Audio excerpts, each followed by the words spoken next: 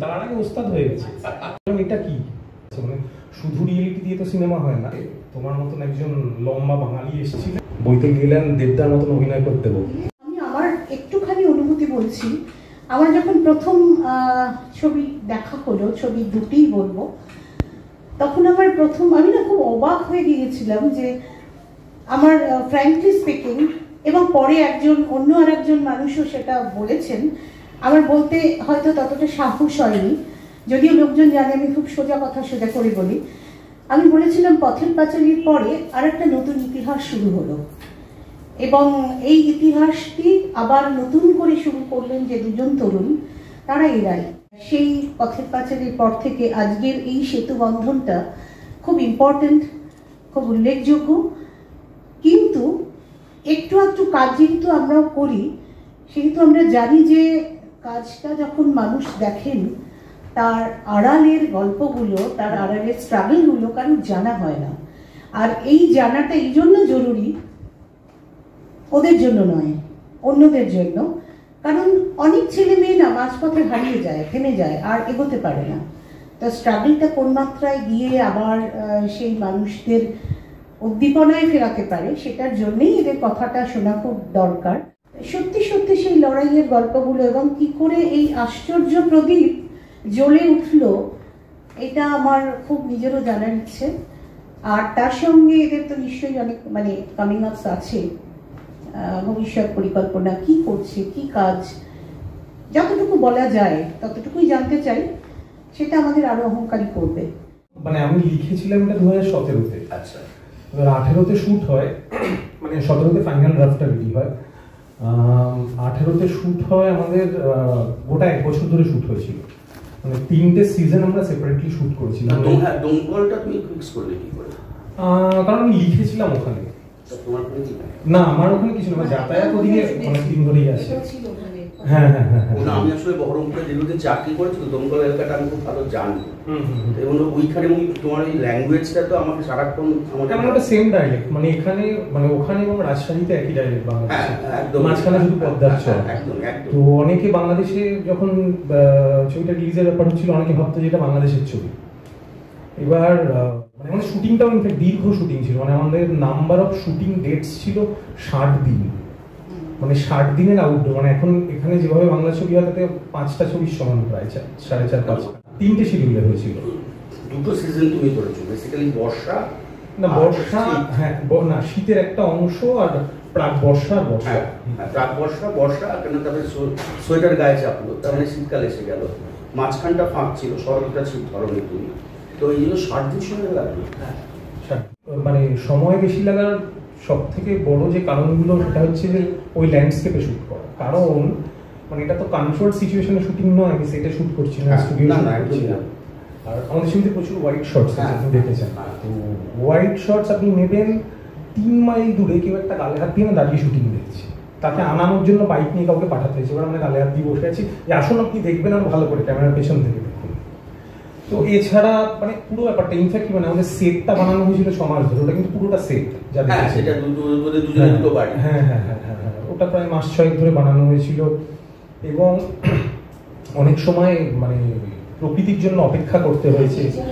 হ্যাঁ হ্যাঁ, কারণ এখানে বর্ষা ইটসেলফ একটা ক্যারেক্টার, এবং মানে রীতিমতন মানে আমাদের ক্যামেরাগুলো যেখান থেকে যেত তাদের সঙ্গে তো একটা সময় আমার বেশ তর্কাতর কি হলো যে মানে কোনো যদি ক্ষতি হয় তার সম্পূর্ণ দায় আমার, আমাকে পাগল ভাবতো, যে অপেক্ষা করে যে কখন ঝড় বৃষ্টি হবে। লোক বলে ঝড় বৃষ্টির মধ্যে ক্যামেরা নিয়ে বেরোবো না, আর এই একই ওয়েদার দেখতো বসে বসে যে ঝড় বৃষ্টি হলেই ক্যামেরা বের করবো। তো এই আর কি, একটা দীর্ঘ শুটিং। না শুধু রিয়েল না, এর মধ্যে অনেকটা টেকনিক্যাল ব্যাপার আছে, মানে শুধু রিয়েলিটি দিয়ে তো সিনেমা হয় না। মানে যে বৃষ্টি, যে বাজ পড়া বা যেগুলো দেখা যাচ্ছে, তার মধ্যে গ্রাফিক্স ভিএফএক্স একটা বিরাট কাজ আছে। বিরাট কাজ আছে মানে কি, আমরা অ্যাম্পলিফাই করার কাজটা, বিউটিফাই করার কাজটা, সেটা থ্রু ভিএফএক্স। মানে ধরুন যে বৃষ্টিটা আপনি দেখছেন যে পরিমাণ, সেই বৃষ্টিটা ওই পরিমাণে হচ্ছে না, বৃষ্টিটা রিয়েলিটিতে হচ্ছে, ওটাকে এনহ্যান্স করা হচ্ছে ভিএফএক্স এ, প্রতিটা ড্রপলেট ধরে করে করে আরো ডিটেল। এবং মানে সত্যি তো ওরকম একটা ভয়াল প্রকৃতির মধ্যে দুটো বাচ্চাকে ওইভাবে জলে নামিয়ে দিতে পারবো না, একটা ঝিরঝিরে বৃষ্টিতে শুট করা, কিন্তু ওটাকে এনহ্যান্স করা হয়েছে ভিএফএক্স। না কিন্তু নেচারটা লেগেইছে। হ্যাঁ হ্যাঁ হ্যাঁ একদম একদম, মানে বর্ষা মানে ওই ভরা বর্ষা, ওই মেঘ, ওগুলো। এবং তারপর পোস্ট প্রোডাকশন চলেছে, তো 1 বছর ধরে পোস্ট প্রোডাকশন চলেছে। পোস্ট প্রোডাকশন মাঝখানে তো আটকে গেছিল। ফার্স্ট কাট সেকেন্ড কাট হওয়ার পর আমাদের ছবিটা তখন ওই এনএফডিসি ফিল্ম বাজার আছে, ফিল্ম বাজারের ওয়ার্ক ইন প্রোগ্রেস ল্যাবে সিলেক্ট হলো। তো ওটা অ্যাকচুয়ালি প্রথম ধাপ ইন্টারন্যাশনাল এক্সপোজারের জন্য। তো পুরো সাউথ এশিয়া থেকে 5টা ছবি সিলেক্ট হয় ওয়ার্ক ইন প্রোগ্রেস ল্যাবে।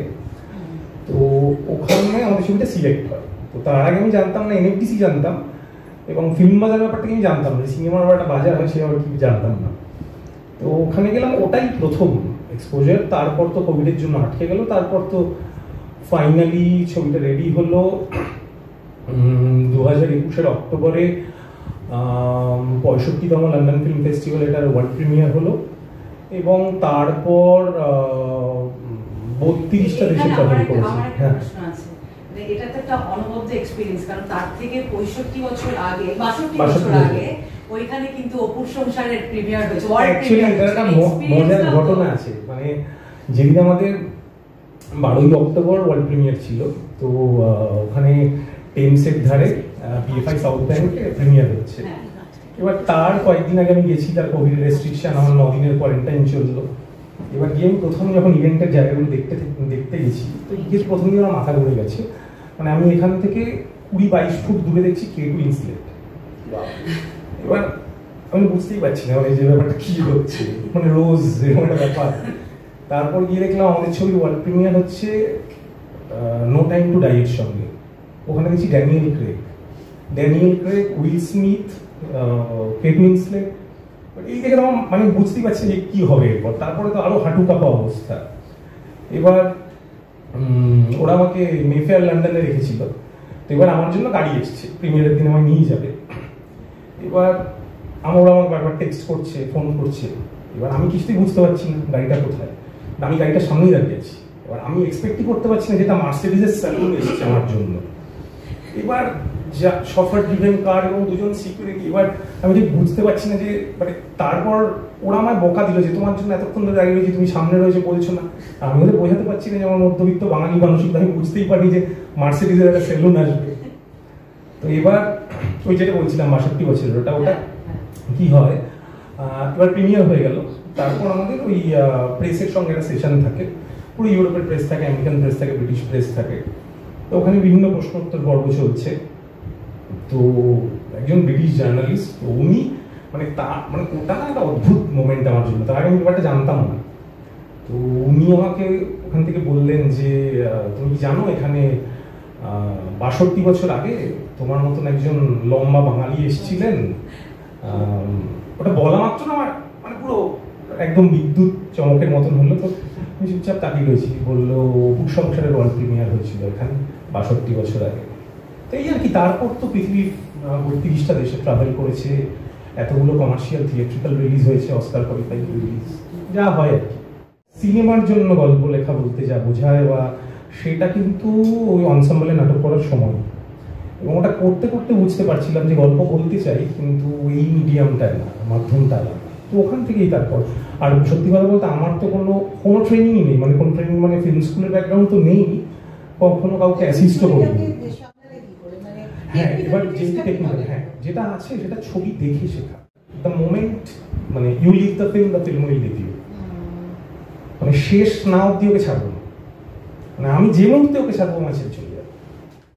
মানে টাচুড ফাইনালি ছবিটা ওয়ার্ক করেছে থিয়েট্রিক্যালি, এটা আমার কাছে খুব ইম্পর্টেন্ট। থিয়েট্রিক্যালি ছবিটা ওয়ার্ক করেছে, এবং যে যত যা টাকা দিয়েছিল তাদের সবাইকে লাভসহ ফেরত দেওয়া গেছে। লাভসহ ফেরত দেওয়া গেছে যতটুকু দেওয়া যায়। এখনো ডিজিটাল রাইটসটা বাকি আছে, ওটা হলে আরেকটু বাকি। কমার্শিয়াল ছবি মানে আমার কাছে দোস্তজি হাইলি কমার্শিয়াল ছবি, কারণ এটা কমার্শিয়াল পারপাস সার্ভ করেছে। 12 সপ্তাহ থিয়েটারে চলেছে, 50 দিন 1100 সিটারের নন্দন হাউসফুল হয়েছে, 2 কোটি টাকার উপর থিয়েট্রিক্যাল সেল হয়েছে। তো হাইলি কমার্শিয়াল ছবি আমার কাছে, কারণ এটা কমার্শিয়াল পারপাস সার্ভ করেছে। ছবিটা এখানে রিলিজ হওয়ার আগে 1 বছর না ইন্টারন্যাশনালি ট্রাভেল করেছে, এবং প্রতি 1-2 মাস অন্তর অন্তর না একটা করে কিছু না কিছু জিততে থেকেছি আমরা, এবং ওই জন্য একটা ধারাবাহিকভাবে খবরে ছিল। আর থিয়েট্রিক্যাল রিলিজটা না আমাদের তো বিরাট বকদুরপুর করছিল যে কি হবে।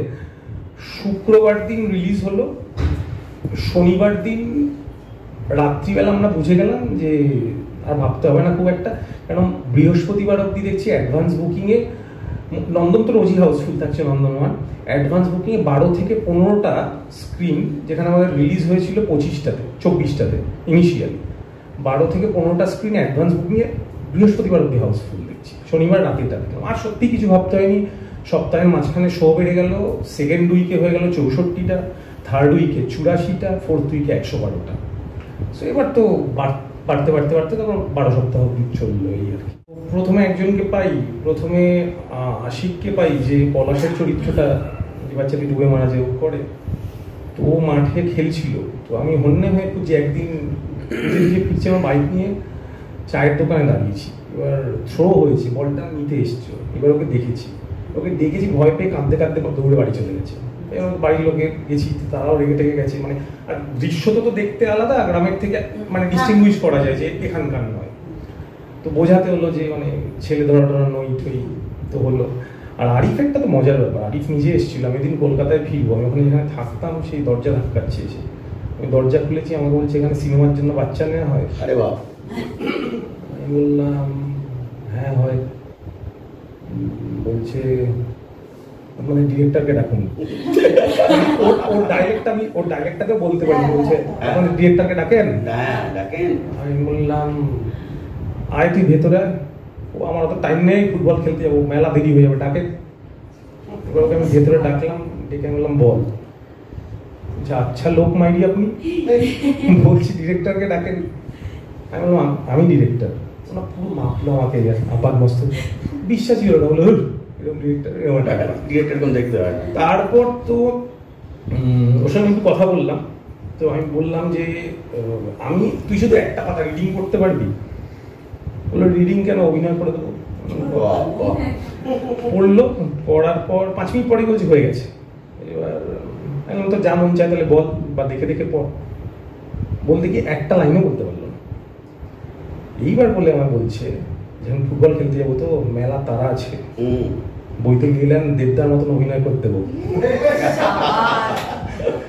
বলছে। তো তারপর ওই দিন আমি কলকাতায় চলে আসি। তো আমার যেটা স্ট্রাইক করে না কনফিডেন্সটা, আর ওই ক্যারেক্টারের ওইটাই দরকার ছবিগুলোর চরিত্রটা, কেননা যে চেঞ্জটা আছে ওই রকম একটা লাইভলি ক্যারেক্টার ওইভাবে এই ওদের কাস্টিং। আর তারপরে তো দীর্ঘ মানে ওদের সঙ্গে কোনো ওয়ার্কশপ আমার চলে, মানে বন্ধুত্ব যেটা ছিল। হ্যাঁ, তো এবার ওদের সঙ্গে না কোনো ওয়ার্কশপ চলেনি, এবং টানা থাকতো ওরা, মানে ওখানে আমার কাছে থাকতো। তো ওখানে মানে আমি যতদিন থাকতাম ওখানে, তো ততদিনে আমার সঙ্গে থাকতো, সন্ধ্যেবেলার পড়া দেখিয়ে দেওয়া, বিকেলে ফুটবল, আসলে বন্ধু হয়ে গেছিলাম। মানে হ্যাঁ, মানে স্কুলে গিয়ে যখন ক্লাস 3-তে পড়ে কোন মেয়েটিকে ভালো লেগেছে এটা বলতে পারছে, এই বন্ধুত্বটা হয়ে গেছে, এবং ঠিক আছে এবার হয়ে যাবে কাজ।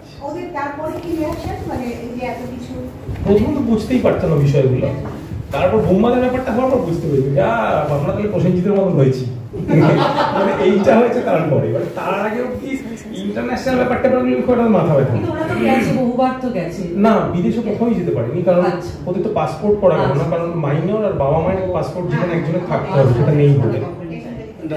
নিজেদেরকে লার্জ স্ক্রিনে দেখলো, কোথায় দেখলো প্রথম? নন্দনে। দেখে কি বলছে? যা তার আগে তো বড় স্ক্রিনে ডাবিং করে নিয়েছে, তার আগে ওস্তাদ হয়ে গেছে, তার আগে হয়ে গেছে। আরে হ্যাঁ, আরে আরিফ একবার কি বলছে, আমাদের সেকেন্ড শিডিউল শুট, তখন ওয়ার্ল্ড কাপ চলছে। তো আমি চলে গেছি শুটিংয়ের 10-12 দিন আগে, আমার সঙ্গে 4-5 জন আছে অ্যাসিস্ট্যান্টের টিমটা, বাকি ইউনিট 8-10 দিন পর আসবে, গিয়ে সেটগুলো দেখা, একটু রিপেয়ারিং করিয়ে নিতে হবে এই। এবার আরিফকে দেখতে গেলাম, দেখে তো আমি মাথায় হাত দিয়ে বসে পড়লাম, দেখলাম পুরো চুলটা না এখান থেকে কেটেছে, না 2টো করে দাগ দিয়ে। আমি বললাম এটা কি? বললো নেইমারের মতন চুল কেটেছি।